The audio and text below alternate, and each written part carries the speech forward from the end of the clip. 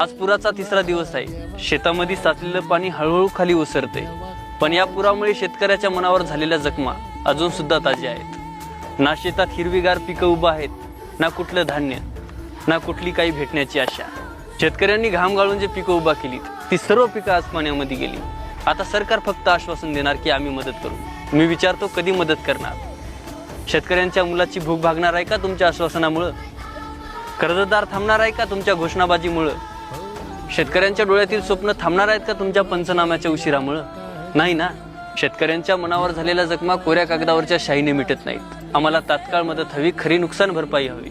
आम्हाला निर्णय नको, आम्हाला आश्वासने नको, आम्हाला तुमची भीक नको, आम्हाला आमचा न्याय हवा, आम्हाला आमचा हक्क हवाय। लक्षात ठेवा, शेतकऱ्यांच्या डोळ्यातील अश्रू हे अश्रू नाहीत, तर ती देशाच्या पोटाची आग आहे। आणि आज हा आक्रोश पेटला तर फक्त या आवाजाने गाव हादरवणार नाही, तर सत्तेच्या भिंती फोडून टाकेल।